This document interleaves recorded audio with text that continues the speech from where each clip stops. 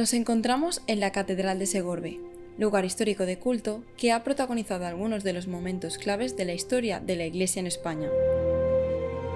Por este claustro han paseado figuras tan valoradas como San Vicente Ferrer, Martín el Humano o los Reyes Católicos. Ahora, este templo es el corazón de la diócesis de Segorbe-Castellón.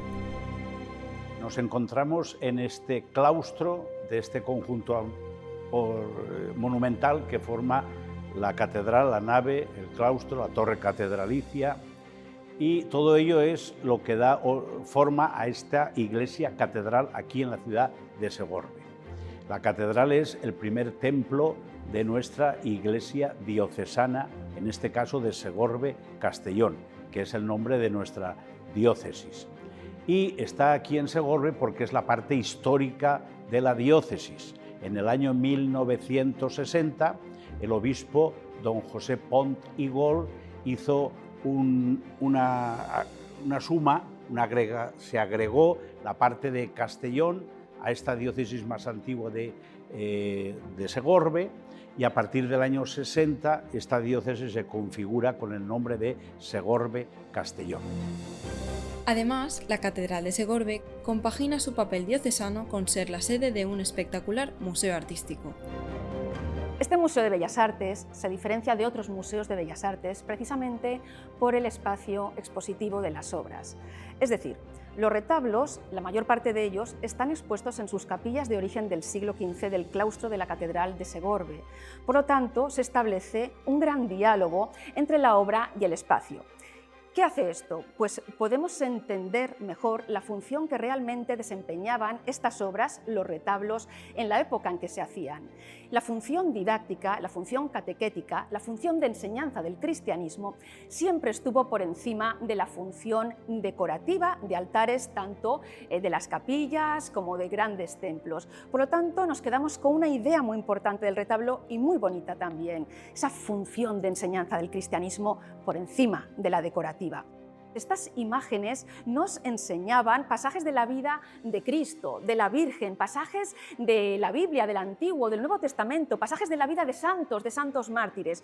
Por lo tanto, esa función de enseñanza al cristianismo fue fundamental en aquella época, porque pensemos que hablamos de una sociedad en la que una grandísima parte de la población no sabía ni leer ni escribir. Estas obras, los retablos, gracias a ese gran poder de comunicación que tenían las imágenes que en ellos se representaban, se convirtieron en uno de los principales vehículos de enseñanza del cristianismo. Por lo tanto, es lo que muchas veces nos gusta decir en las visitas: lo que el docto podía leer, el ignorante lo podía interpretar a través de las imágenes. Así que es fundamental y nos encanta que la gente entienda, cuando visita nuestro museo, que la función didáctica siempre estuvo por encima de la decorativa. Al igual que entendemos la función que desempeñaban en la época en que se hacían hace siglos, realmente estos retablos en la actualidad son una fuente histórica gráfica maravillosa e importantísima e interesantísima para saber cómo eran dos de los principales pilares de la economía valenciana del siglo XV, el gran siglo de oro de las artes en lo que fue el Reino de Valencia. En estos retablos podemos ver esos suelos valencianos, el famoso solado valenciano del siglo XV, y también podemos ver el textil valenciano, la sedería valenciana.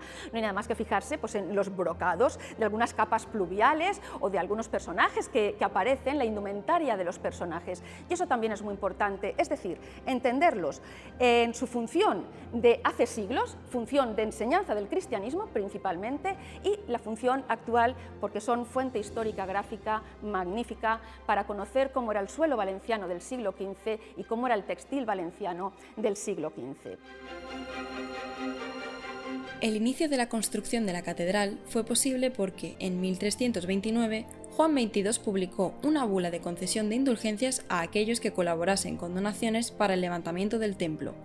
Acabamos de terminar el jubileo del año 1247, que hemos celebrado el 775 aniversario de la creación de esta sede episcopal aquí en Segorbe, cuando se desmembra de la iglesia de Albarracín. Y es a partir de este momento cuando toma una nueva configuración, que es esta iglesia de Segorbe, simplemente Segorbe, hasta 1960, que como yo acabo de decirles, pues se forma esta suma de parte de la provincia de Castellón a esta diócesis de Segorbe y queda configurada la iglesia diócesis de Segorbe-Castellón. La Catedral de Segorbe es el primer templo construido según las normas académicas, con un espacio que consigue un contraste de gran belleza entre el estilo neoclásico y el gótico. Esta catedral es muy diferente a otros templos catedralicios, precisamente porque además está muy encerrada dentro del casco urbano. La catedral, lo que es el claustro, tiene una forma muy rara, es un trapezoide realmente, y esto se debe a que fue construido adosado a las murallas de la ciudad de Segorbe. Y desde la calle solamente podemos ver realmente lo que es la fachada de la iglesia de la catedral y también la puerta de Santa María que da acceso al claustro de la catedral, pero ya no se ve nada más, solamente esas dos zonas, la puerta de Santa María, por la que se accede al claustro, y la fachada de la iglesia de la catedral. Esto también la hace diferente a otras catedrales que podemos ver todo el conjunto en su esplendor. La realización de la obra fue larga, como todas las de la época. En su primera apariencia, debió concluir a finales del siglo XV, pues diversos documentos indican que a principios de este siglo se estaban realizando trabajos en el claustro. También se levantaron nuevas capillas, cerradas con verjas de forja valenciana, construidas a finales del siglo XV o principios del XVI. La portada principal se sitúa en la fachada occidental, en la plaza del obispo Luis Amigó. De corte clasicista, fue realizada a finales del siglo XVII. Las columnas pareadas son de estilo toscano y entre ellas hay dos puertas gemelas. Esta portada no dispone de decoración escultórica alguna. En esta fachada es donde podemos observar con mayor claridad los antecedentes góticos como unos arcos apuntados o contrafuertes y muros de piedra sillar.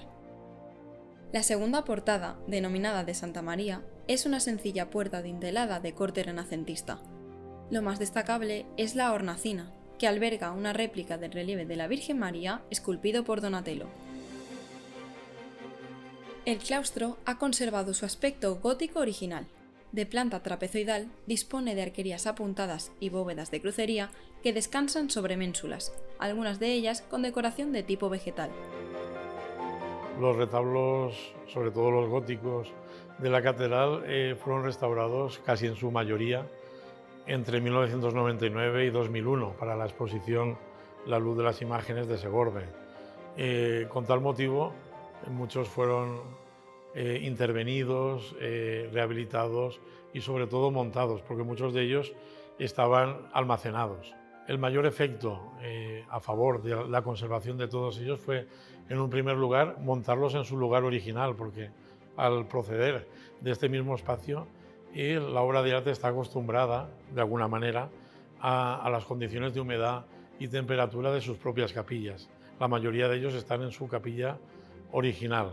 Simplemente con el montaje y con, digamos, el control de todas esas circunstancias tan peculiares, ¿no?, del entorno, se han venido conservando durante estos últimos 20 años. Pensemos que esto no es un museo, aquí no hay aires acondicionados ni hay ningún tipo de contextualización ambiental, pero la obra de arte en sí se ha aclimatado a las circunstancias que ha tenido durante siglos y por eso la conservación podríamos decir que es óptima. Si seguimos paseando por el claustro, accedemos a la iglesia. A finales del siglo XVIII se acometió la gran reforma arquitectónica que configuró la catedral tal y como hoy la conocemos. Se utilizó mármol de diversos colores y calidades. Vicente Esteve diseñó los estucos y dorados que caracterizan a este templo. Damos un salto en el tiempo cuando pasamos de la zona del claustro a lo que es la iglesia de la Catedral de Segorbe. Tras la renovación de finales del 18, pues posteriormente fue decorada por grandes artistas muy importantes dentro de la Real Academia de San Carlos de Valencia. Fueron las primeras figuras de la Real Academia que se encargaron de llevar a cabo la decoración de la Catedral de Segorbe, de la nueva Catedral de Segorbe. Ya pues desde finales del XVIII y a lo largo del siglo XIX. Por lo tanto, también tenemos un salto en el tiempo entre una zona y otra. Este altar mayor, realizado en el siglo XVIII, está decorado con pinturas murales que representan la glorificación de la Virgen María. En la base de la pintura mural hay una cartela en latín que dice: María es llevada al cielo. Encontramos tres figuras, la de San Pedro y San Pablo a los laterales y la imagen de María, enmarcada por un doble arco de medio punto. El interior del templo cuenta con 6 capillas. Todas ellas están diseñadas con un arco de medio punto en su entrada. Las imágenes se alojan en el interior de las hornacinas. Los altares, todos muy similares, están realizados en mármoles de distintos colores. En el templo, en el lado del Evangelio, la capilla de Cristo resucitado, la de San José y la de San Lorenzo. En el lado de la Epístola, la capilla de la Inmaculada, la de la Virgen de los Desamparados y la de San Vicente Ferrer. En una de las capillas, la de San Vicente Ferrer, encontramos una urna de cristal con la reliquia de los huesos de San Félix. En la parte posterior de la nave está el coro, protegido por una reja de forja valenciana de los siglos XV o XVI, guarda en su interior la sillería barroca realizada en 1725. La sillería está tallada en 2 niveles. Solo la parte alta dispone de relieves en el frontal de los respaldos. Las tallas fueron destruidas durante la Guerra Civil y rehabilitadas al finalizar la contienda. El coro adopta la forma de U y sobre los muros laterales encontramos 2 órganos. En el testero hay 3 ventanales con vitrales de reciente ejecución. Paralelamente al templo se iniciaba la construcción de la torre campanario. Al principio, querían instalar el reloj sobre el cuerpo de campanas, fracasaron en el intento y prescindieron de la idea inicial, construyendo el campanario sobre el reloj. La torre campanario, de planta trapezoidal, está construida en piedra sillar entre los siglos XIV y XVI. Tiene una altura total de 36 metros y está construida sobre una de las torres de la muralla conocida como Torre de las Campanas, cuyos restos son fácilmente apreciables. De nuevo en el claustro, el retablo de Santa Clara y Santa Eulalia del siglo XV se encuentra en otra capilla, la de los Santos Antonios. Las capillas del claustro bajo de la Catedral de Segorbe fueron fundadas o bien por el obispo que había en ese momento determinado, o bien por canónigos, o bien por familias importantes. Por ejemplo, pongo un ejemplo, la capilla de Santa Eulalia y Santa Clara de Asís, pues fue fundada por el obispo Francesc de Riquer, que él era de Barcelona y por lo tanto decidió dedicar la capilla a su santa patrona, Santa Eulalia de Barcelona, y como además él era franciscano, también a Santa Clara de Asís, la pupila de San Francisco de Asís. Y luego, muy interesante, sobre todo destacar el retablo de la Santa Cena y de la Virgen de los Ángeles, que en realidad son 2 retablos procedentes, la parte central de la capilla del Corpus Christi de la catedral y los laterales de la Cartuja de Valdecristo, que es un cenobio bastante próximo a la ciudad de Segorbe, desamortizado también en el 19, cuya gran parte de obras artísticas vinieron a parar aquí a la diócesis y a la catedral. Y ese retablo es un poco testimonio de ese momento porque es un montaje que se hace en el siglo XIX y aquí aparece reproducido. Todos son obras de Joan Rexach, del famoso pintor del reino, de Alfonso el Magnánimo, y a pesar de tener diferentes cronologías y procedencias, en su día se montó de esa manera, ¿no? Y hemos un poco querido que, ya que son fragmentos, que siga de la misma forma. Luego, muy importantes son las tablas del retablo mayor del siglo XVI de Vicente Macip y Juan de Juanes, que son, podemos decir, la cima de la pintura religiosa valenciana del Renacimiento, ¿no? Son también obras digamos, inspiradas o bajo el mecenazgo de los obispos Borgia, que en Segorbe hubieron bastantes, hubieron 4 obispos de esa familia tan importante para el patrimonio cultural valenciano, y testimonio del cual es ese retablo con esas tablas tan excepcionales. El montaje no se conservó, Y luego otros retablos importantes serían muchos a destacar, pero pondremos a destacar el último, el retablo de Almas y Misa de San Gregorio, que fue una de las piezas claves de la última exposición de las Edades del Hombre, que procedente de la Villa del Toro, que es una población también de la diócesis limítrofe con Aragón, se ha estudiado recientemente y es una obra del maestro de Perea, Martí Girvés, que es un pintor valenciano bastante desconocido que actuó entre la zona de Cullera, Valencia, Segorbe y Teruel, y es, digamos, uno de los últimos descubrimientos que ha tenido la investigación desde el mismo museo, porque el museo no solo ha conservado, sino que continuamente publica todas esas investigaciones de sus obras en ediciones científicas de muy diversa índole. Es interesante el tema de la fundación de las capillas, porque además de estar fundadas o bien por un obispo, por un canónigo, por alguna familia importante, en la última panda del claustro podemos ver también las credencias en esas capillas, es decir, en estas capillas también se celebraban misas privadas y bueno, teníamos esos huecos con cálices donde podemos entender que tenían la función de credencia precisamente para la celebración de esas misas privadas. Eso también es muy importante y es muy interesante también conocer un poco ese aspecto de las capillas. En la parte norte del claustro encontramos uno de los iconos más representativos de la catedral.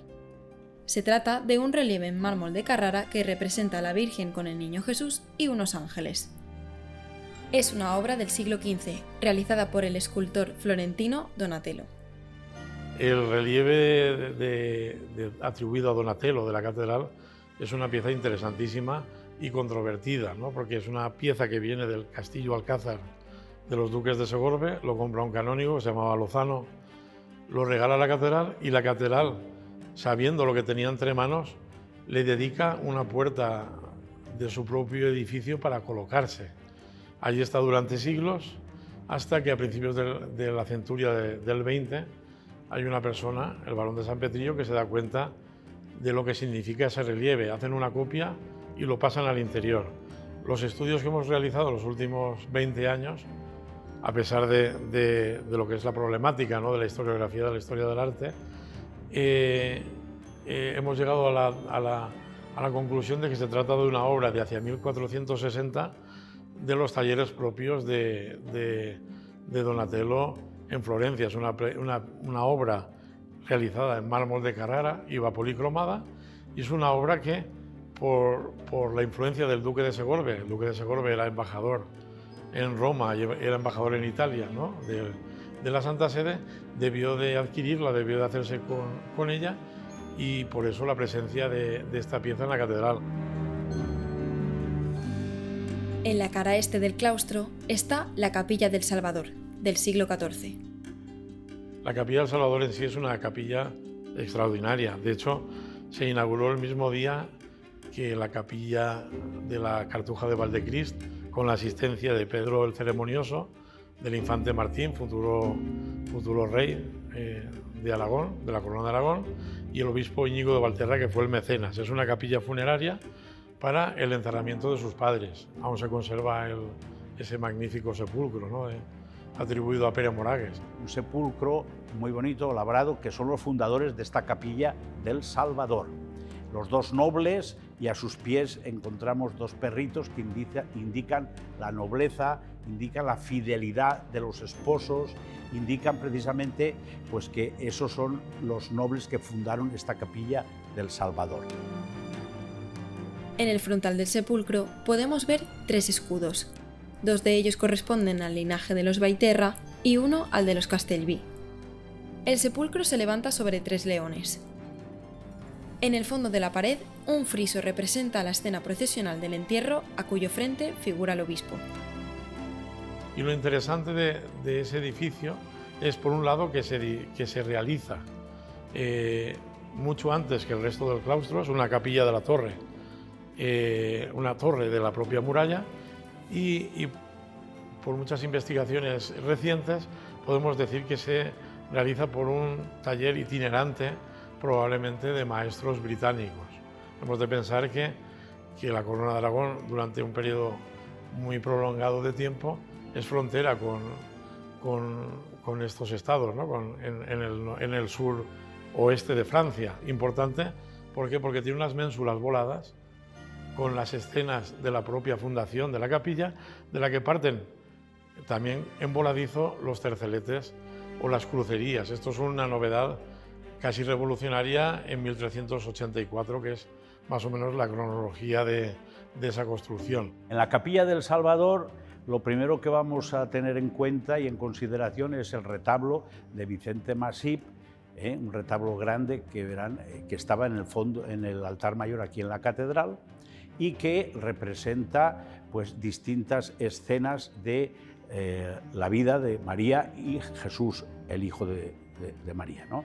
En el centro estaría la imagen de la Asunción de María, la Virgen, y luego rodeando las calles laterales, pues ahí encontraríamos escenas tanto del nacimiento, de la adoración de los reyes, de la visitación de su prima Isabel a María, de María Isabel. Tendríamos también San Pedro y San Pablo en las dos laterales, parte baja, inferior, y luego también otros santos que decoran ese altar tan hermoso que estuvo en el altar mayor de la catedral. Enfrente encontramos un retablo con un motivo muy, yo diría, pintoresco, un poco exclusivo, que es una última cena de Jesús en una mesa redonda, ovalada, ¿verdad?, circular, que es un poco, yo diría, se ve pocas veces. Siempre hay una mesa rectangular, ¿verdad?, prolongada, alargada, pero ahí tenemos una mesa, un retablo con una mesa circular. En el interior de un pequeño nicho en el muro encontramos el retablo de San Lucas del siglo XV. Realizado hacia 1460 en temple y óleo sobre madera dorada, es uno de los pocos retablos que ocupan su lugar original desde que fue creado.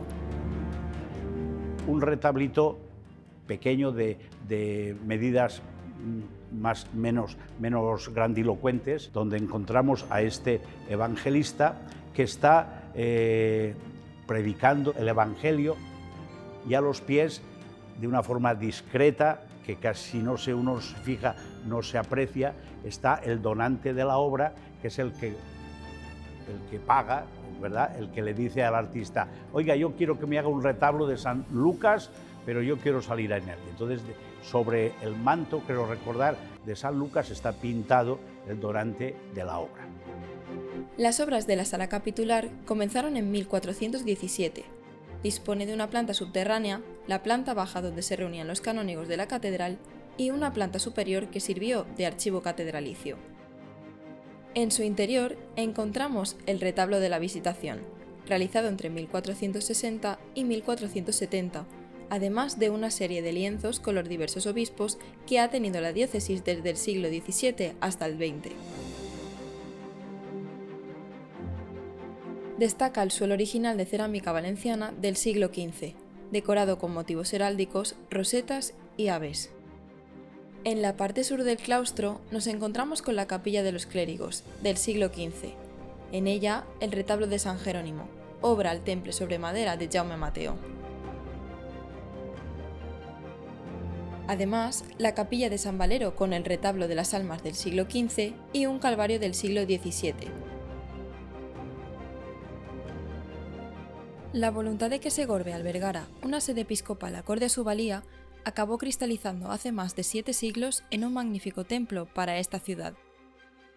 Ahora, esta impresionante joya arquitectónica y patrimonial continúa viva y albergando la esencia de todos los principios del cristianismo.